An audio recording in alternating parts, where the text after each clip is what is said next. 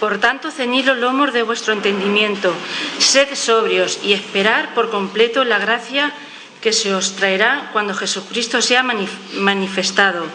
Como hijos obedientes, no os conforméis a los deseos que antes teníais, estando en vuestra ignorancia, sino como aquel que os llamó, es santo, sed también vosotros santos, en toda vuestra manera de vivir, porque escrito está: sed santos porque yo soy santo. Y si invocáis por Padre aquel que sin acepción de persona juzga, según la obra de cada uno, conducíos en temor todo el tiempo de vuestra peregrinación, sabiendo que fuisteis rescatados de vuestra vana manera de vivir, la cual recibiste de vuestros padres, no con cosas corruptibles como oro o plata, sino con la sangre preciosa de Cristo, como de un cordero sin mancha y sin contaminación, ya que destinado desde antes de la fundación del mundo, pero manifestado en los postreros tiempos por amor de vosotros, y mediante el cual creéis en Dios, quien le resucitó de los muertos y le ha dado gloria, para que vuestra fe y esperanza sean en Dios, habiendo purificado vuestras almas por la obediencia a la verdad, mediante el Espíritu, para el amor fraternal no fingido. Amaos unos a otros entrañablemente, de corazón puro, siendo renacidos no de simiente corruptible, sino de incorruptible, por la palabra de Dios que vive y permanece para siempre. Ese día el Espíritu Santo tocó nuestra mente para hacernos ver nuestro pecado y entender que la única forma de salvarnos es acudir a Cristo.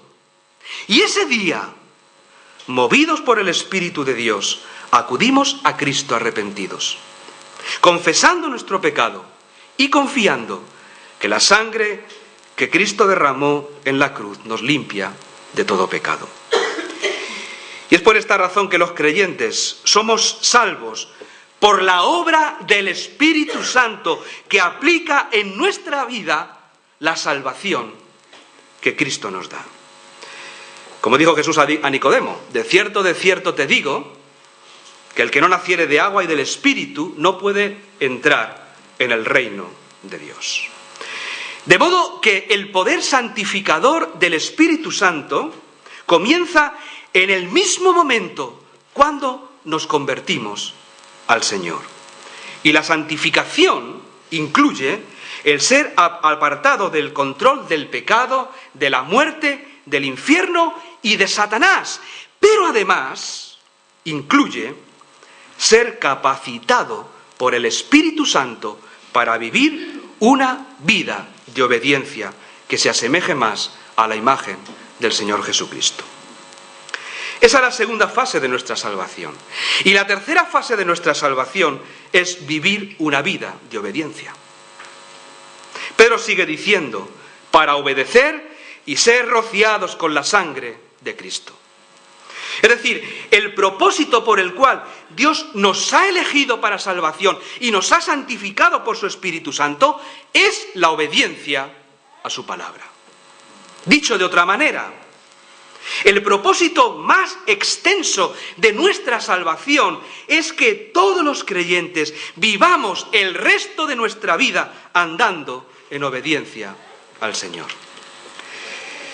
En Efesios 2:10 el apóstol Pedro resume esta tercera fase de la salvación diciendo: porque somos hechura suya, creados en Cristo Jesús, ¿para qué? Para buenas obras, las cuales Dios ya preparó de antemano. ¿Para qué? Para que anduviésemos en ellas. Por tanto, esta es la visión que Dios tiene de nuestra salvación. Primero, Dios nos elige para salvación. Segundo, Dios nos santifica por su Espíritu en un momento de la historia personal de nuestra vida. Y tercero, a partir de ese momento que nos convertimos al Señor, Dios nos exige obediencia a su palabra.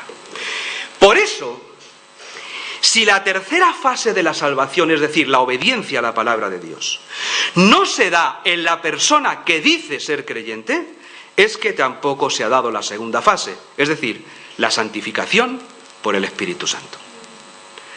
Por eso, la conversión genuina es un pacto de obediencia. El apóstol Pedro precisamente aquí habla de este pacto de obediencia, en la última frase del versículo 2. Dice, y ser rociados con la sangre de Jesucristo. La pregunta es, ¿qué quiere decir Pedro con esto de ser rociados con la sangre de Cristo? Pues Pedro está pensando en el pacto de obediencia que Israel hizo con Dios en el Sinaí, concretamente en Éxodo 24, 3 a 8. Y os invito a ir ahí, Éxodo 24, los versículos 3 a 8. Y vamos a leerlo. Y Moisés vino y contó al pueblo todas las palabras de Jehová y todas las leyes, y todo el pueblo respondió a una voz y dijo, haremos todas las palabras que Jehová ha dicho.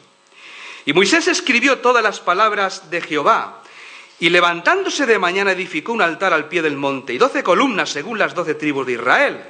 Y envió jóvenes de los hijos de Israel, los cuales ofrecieron holocaustos y becerros como sacrificios de paz a Jehová. Y Moisés tomó la mitad de la sangre, y la puso en tazones, y esparció la otra mitad de la sangre sobre el altar. Y tomó el libro del pacto y lo leyó a oídos del pueblo, el cual dijo, haremos todas las cosas que Jehová ha dicho, y obedeceremos. Entonces Moisés tomó la sangre y roció sobre el pueblo y dijo, he aquí la sangre del pacto que Jehová ha hecho con vosotros sobre todas estas cosas. Moisés acababa de recibir los 10 mandamientos y otras muchas ordenanzas en el monte Sinaí. Hasta ese momento Dios había revelado su voluntad de muchas maneras, pero ahora la voluntad de Dios sería escrita de manera concreta y específica. Así que, después de descender del monte, Moisés relató verbalmente al pueblo la ley de Dios. Y ellos respondieron a una voz en un compromiso de obediencia. Dice el final del versículo 3, que el pueblo respondió, haremos todas las cosas o las palabras que Jehová ha dicho. Después de esto, a lo largo de toda la noche, Moisés escribió en un libro todas las palabras de la ley que Dios le había dictado. Y al amanecer edificó un altar al pie del Sinaí y 12 columnas, una por cada tribu, para testimonio público del pacto de obediencia que el pueblo había hecho con Dios el día anterior. Y para expresar mejor la solemne decisión del pueblo a obedecer a Dios, Moisés mandó hacer ofrendas de paz en el altar por medio de holocaustos de becerros. A continuación, Moisés hizo algo verdaderamente fascinante con la sangre de los holocaustos. La mitad de la sangre la vertió en tazones. Y la otra mitad de la sangre la esparció sobre el altar del sacrificio que representaba a Dios. Después, Moisés volvió a leer ante todo el pueblo el libro del pacto que contenía la ley de Dios. Y el pueblo nuevamente prometió obediencia a la palabra de Dios y ratificó el pacto que había hecho el día anterior. Dice el versículo 7 que Moisés tomó el libro del pacto y lo leyó a oídos del pueblo, el cual dijo, haremos todas las cosas que Jehová ha dicho y obedeceremos. Cuando el pueblo prometió obediencia a la ley de Dios, ¿qué hizo Moisés? Cogió la sangre que había vertido en los tazones y roció al pueblo para sellar el pacto de amor y obediencia entre Dios y el pueblo. Dice el versículo 8, entonces Moisés, el 7, el pueblo ha ratificado el pacto de obediencia, y ahora en el 8, Moisés tomó la sangre y roció sobre el pueblo y dijo, he aquí la sangre del pacto que Jehová ha hecho con vosotros sobre todas estas cosas. La sangre era la demostración física de que se había hecho un compromiso por dos partes. La sangre sobre el altar simbolizaba el acuerdo de Dios de revelar su ley y bendecir al pueblo si la obedecían. Y la sangre sobre el pueblo, la sangre rociada sobre el pueblo, simbolizaba su acuerdo de obedecer la ley de Dios. Este pacto de amor y obediencia entre Dios e Israel es el que está en la mente del apóstol Pedro al decir que hemos sido santificados por el Espíritu Santo para obedecer y ser rociados con la sangre de Cristo. Por eso cuando Pedro nos dice que hemos sido rociados con la sangre de Cristo, nos quiere enseñar que cuando una persona se convierte, debe haber un pacto de amor y obediencia a Cristo. Y la persona debe aceptar su parte del pacto, es decir, debe prometer obediencia a Dios. Si en la conversión no hay este tipo de pacto de obediencia con Cristo, tal conversión no es genuina. De modo que la salvación era en el Antiguo Testamento y es un pacto de obediencia. Dios nos ofrece su palabra, sus medios de gracia, sus bendiciones y cuidados, y nosotros por nuestra parte respondemos con la promesa de obedecerle.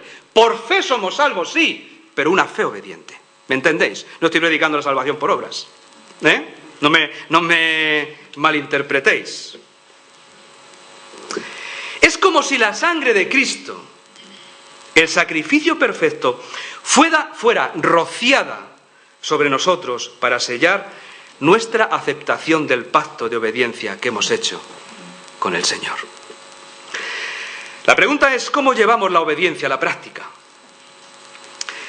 El día que nos convertimos a Cristo, y esto es algo que lo tenemos que entender, el día que nos convertimos a Cristo, entramos en un ámbito completamente nuevo de obediencia. Antes de nuestra conversión habíamos sido obedientes a la carne, al mundo y al diablo. Y éramos controlados por muchas facetas diferentes del pecado. Pero como creyentes, a partir del día que nos convertimos, ahora debemos ser obedientes a la justicia de Cristo. El apóstol Pablo, en Romanos 6, porque vamos a leerlo, en Romanos 6, 16 a 18, nos recuerda cuál es nuestra posición en Cristo y, por tanto, qué clase de actitud obediente hemos de tener. Vamos a leer Romanos 6, los versículos 16 a 18. Dice, ¿no sabéis que si os sometéis a alguien como esclavos para obedecerle, sois esclavos de aquel a quien obedecéis, sea del pecado para muerte o sea de la obediencia para justicia, es decir, para una vida recta? Pero gracias a Dios que aunque erais esclavos del pecado, habéis obedecido de corazón a aquella forma de doctrina a la cual fuisteis entregados.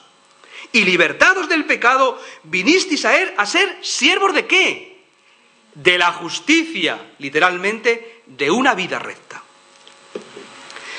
En primer lugar, Pablo expresa el hecho obvio de que cuando alguien se entrega a sí mismo como esclavo de otra persona, la cuestión primordial es la obediencia. Es decir, hacer lo que dice el amo.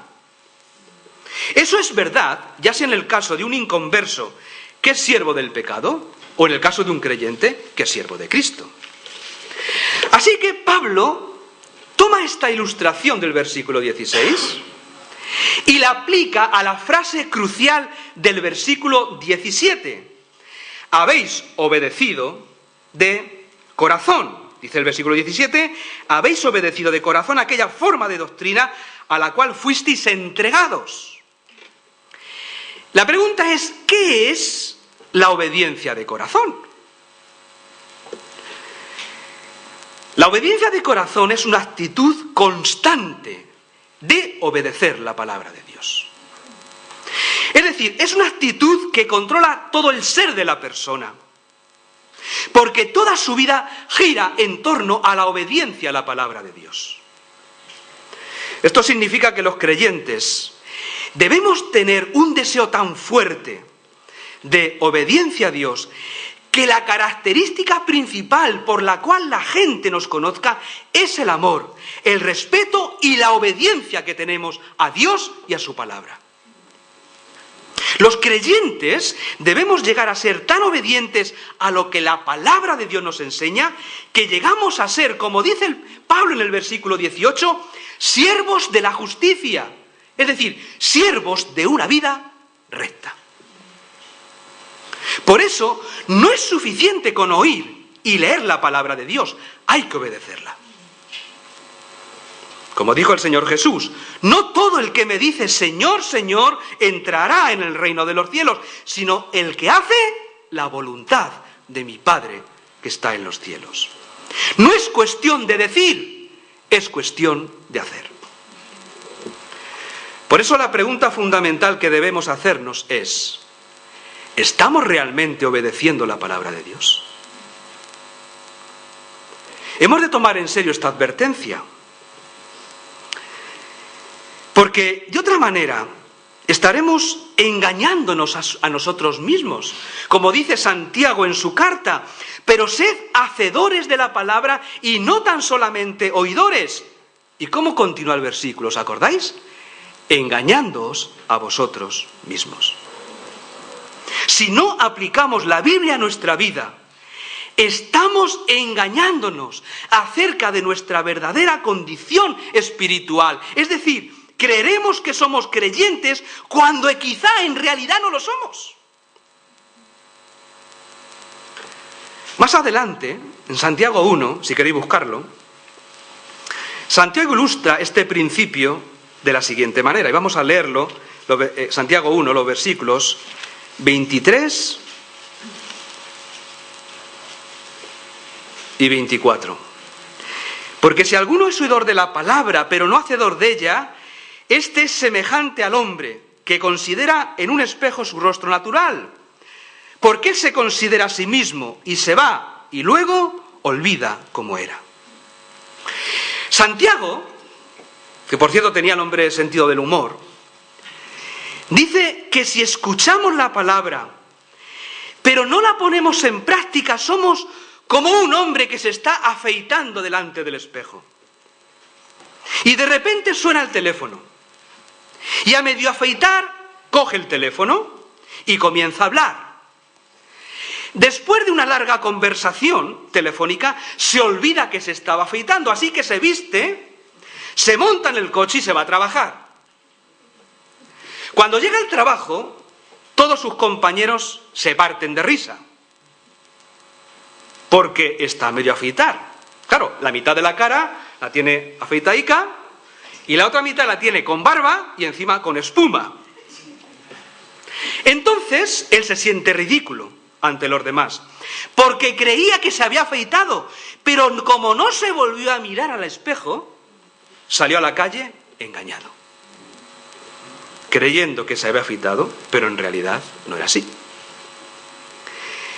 Esto es lo que ocurre con cualquiera que solo da un vistazo a la palabra de Dios y después se aleja y no la aplica a su vida. Esta persona no se percata de cuán mala es su situación espiritual y vive engañado con respecto a sus necesidades espirituales. Y esta enseñanza de Santiago es aplicable a un inconverso que oye el Evangelio pero no toma tiempo para considerarlo seriamente. Como no lo considera seriamente, como no lo escudriña, el Evangelio no penetra en su vida y vive engañado creyendo que está bien con Dios, cuando en realidad sus pecados le condenan. Pero esta enseñanza de Santiago también es aplicable a una persona que asiste a la iglesia todos los domingos, oye la palabra predicada, hace incluso profesión de fe, quizá puede que un día diga yo me bautizo.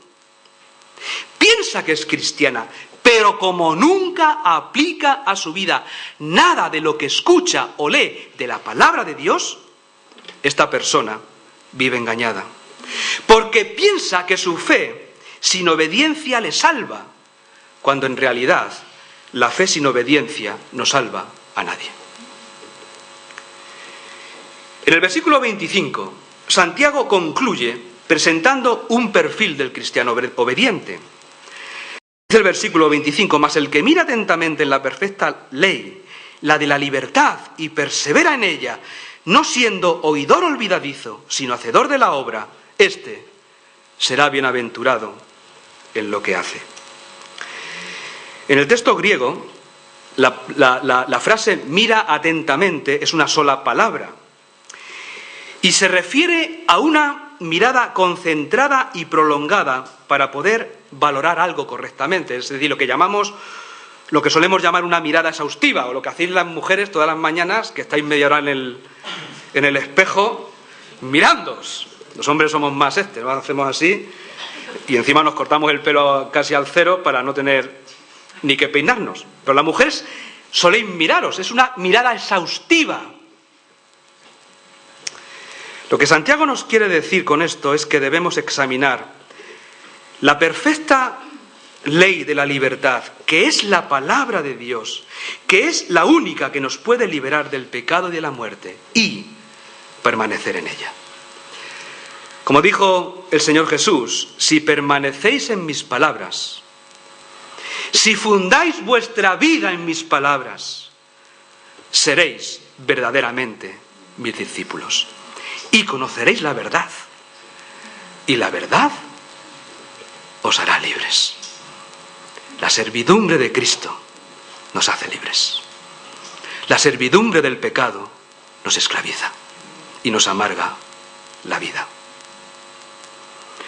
Por eso, solo siendo un hacedor eficaz, en vez de un oidor olvidadizo, seremos plenamente bendecidos, porque una actitud de obediencia, como dice Santiago, siempre produce bendición. Bueno, terminamos. No sé si me extendió mucho, si no me extendió, terminamos. Hermanos y hermanas, amigos y amigas, la conversión es un pacto de obediencia con Dios, un pacto de por vida. Por eso la obediencia siempre debe acompañar a nuestra fe, porque ambas son fundamentales para nuestra salvación. Somos salvos por la gracia de Dios, por medio de la fe en Cristo, pero nos equivocamos, no nos equivoquemos. La fe genuina en Cristo es una fe que debe ir acompañada de arrepentimiento y compromiso de obediencia al Señor. Todo lo que no sea esta fe es una fe vana, una fe que no salva. Hoy en día se habla mucho de las iglesias productivas y las no productivas. O sea, parece ser que se ha metido en la iglesia el pensamiento del mundo, ¿no? Tanto tienes, tanto vales, tanto haces, tanto vales. A mí no me gusta hablar de iglesias productivas o improductivas. A mí me gusta más hablar de iglesias fieles o infieles. Lo que marca realmente la fidelidad de una iglesia, hermanos y hermanas, no son los programas, las muchas actividades o una buena administración. Todo esto es bueno y necesario, evidentemente. Pero lo que realmente marca la fidelidad de una iglesia es la obediencia fiel a la palabra de Dios. Ojalá que nuestras iglesias estuvieran llenas al 100% de creyentes obedientes a la palabra del Señor. Otro gallo nos cantaría.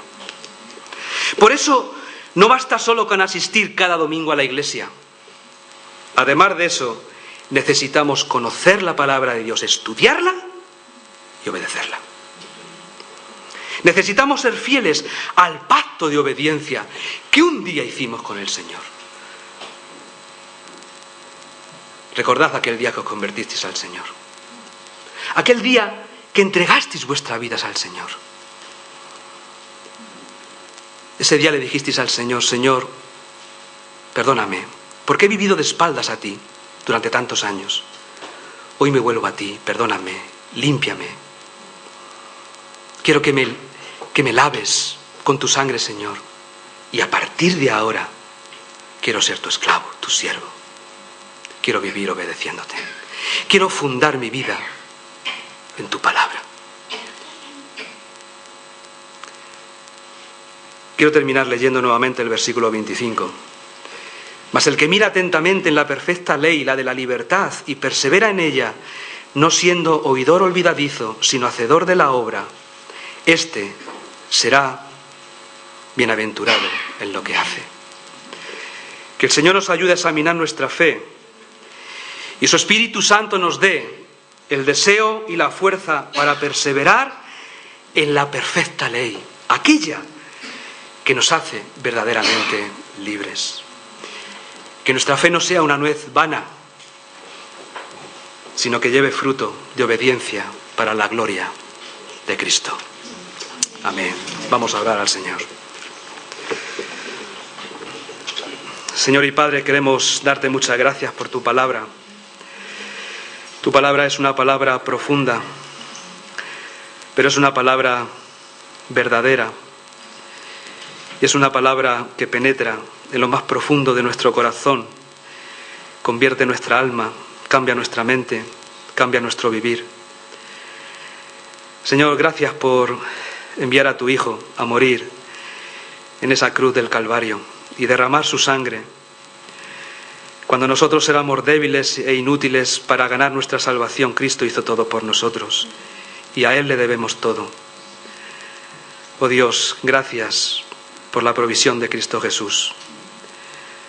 Pero también te pedimos, Señor, que seamos valientes y examinemos nuestra fe, si realmente es una fe verdadera en Cristo. Señor, ayúdanos a ser humildes y a arrepentirnos cada día de nuestros pecados y mirar nuestra vida en el espejo de tu palabra.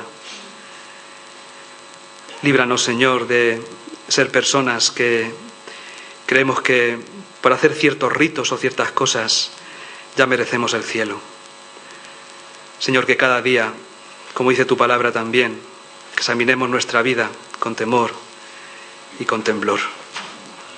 Ayúdanos, Señor, en esta lucha contra nuestro propio pecado, porque tú sabes, Señor, que queremos obedecerte, pero estamos aún en la carne y tenemos que lidiar con la carne, con el diablo, con una sociedad corrupta. Pero, Señor, tu Espíritu Santo vive en nosotros, nos ha santificado y Él, Señor, quiere hacer la obra en nosotros. Señor, que seamos dóciles a la obra de tu Espíritu. Ayúdanos, Señor, en nuestra debilidad, para que seamos realmente fieles a ti hasta el día que tú nos llames a tu presencia. Te adoramos en el nombre de nuestro Salvador, el Señor Jesús. Amén.